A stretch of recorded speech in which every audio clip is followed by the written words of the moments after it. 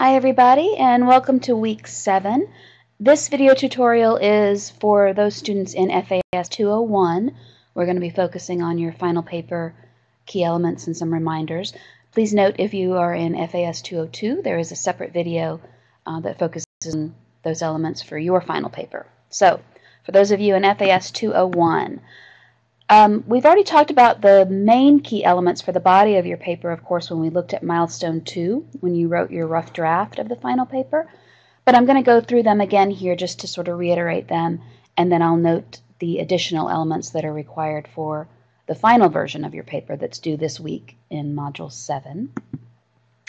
So again, you want to have, of course, your introduction, your introductory paragraph to your paper that presents your two main works of art, your two primary historical works of art that you're comparing and contrasting in the body of your paper with those full identification details that are required. Again, check your grading rubric for those ID details.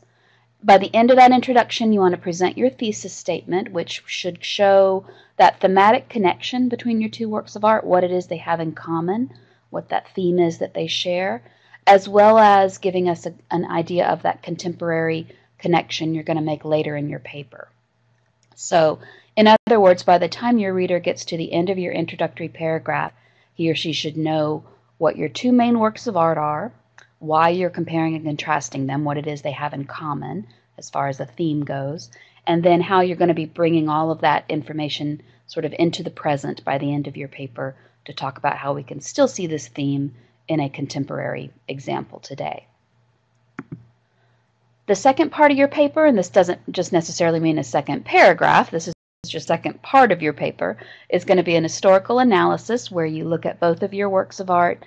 Again, I suggest looking at them one at a time, so a good solid paragraph at least on each work of art.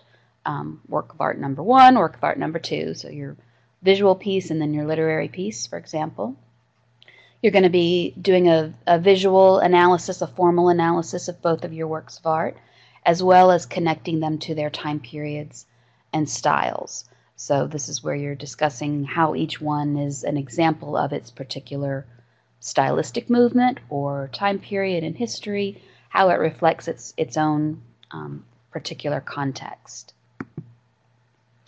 In your comparison and contrast section, you're going to talk about how each work reflects that theme specifically and how they do so both differently and similarly. So again, compare and contrast means to look at both the similarities and the differences that you can see in these two works of art, particularly in terms of how they address that theme.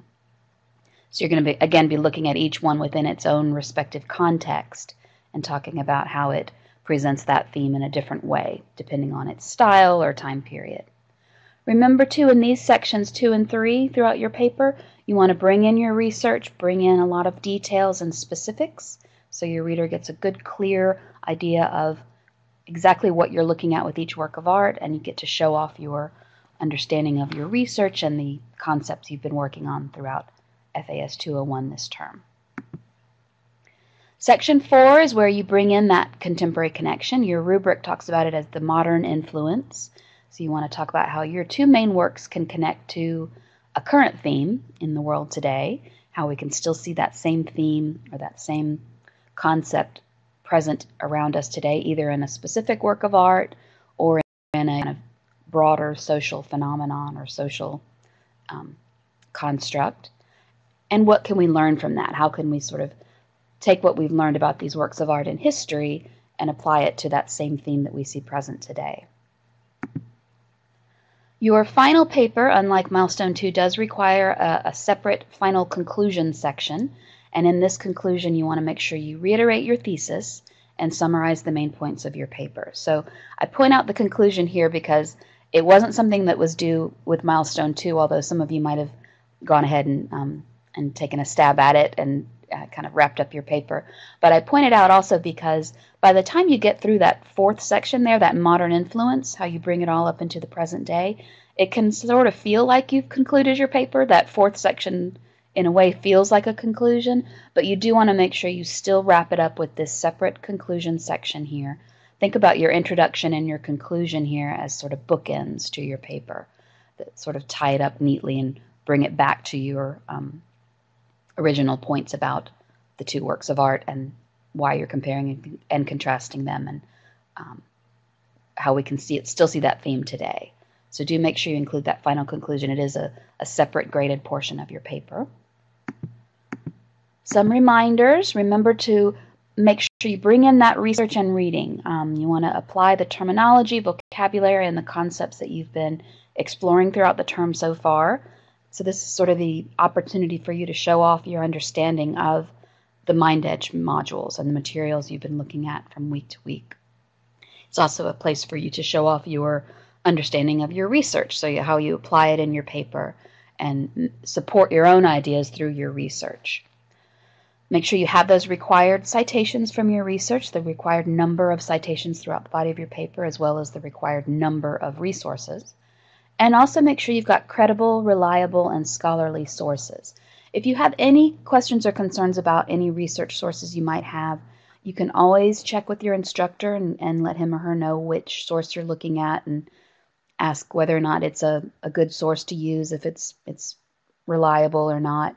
You can also get help from the SNU Shapiro Library online. They can help you look at different sources as well. But basically, any source you find through Shapiro Library will be a credible, reliable source. But if you have an outside source you have questions about, again, don't hesitate to get some verification on that.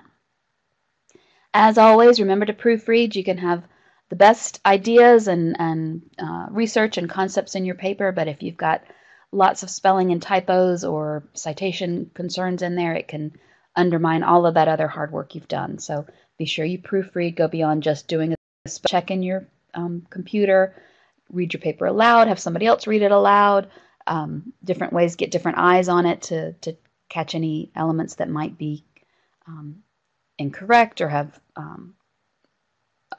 clarity issues.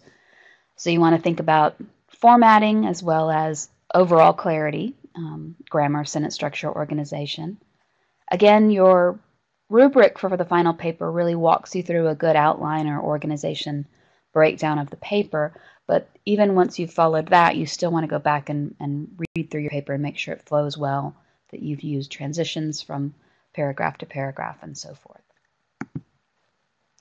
MLA, remember you want to use MLA format for your paper, both in terms of its overall format, spacing and margins and so forth, and then the citations within the text as well. So your parenthetical citations need to follow correct MLA format, as does your works cited at the end of your paper. And of course, if you still have any questions about MLA, or if your instructor has noted in his or her feedback to you that you need to really check that MLA format, you can get help through the SNU Online Writing Center. So some reminders here as far as resources go for help. There's the Exploring Humanities Learning Community. You can always come there and post a question. And then, of course, there's also a lot of different resources within the learning community. You can find the tabs to different sources, video tutorials, helpful sources and things. The Shapiro Library, as I mentioned before, if you're still looking for research sources or have questions about your research. The Online Writing Center, too. You can submit excerpts, parts from your paper to the Writing Center and get feedback from them. And then there's also the Purdue Online Writing Lab, which is a good additional source that you can go to for some MLA assistance as well.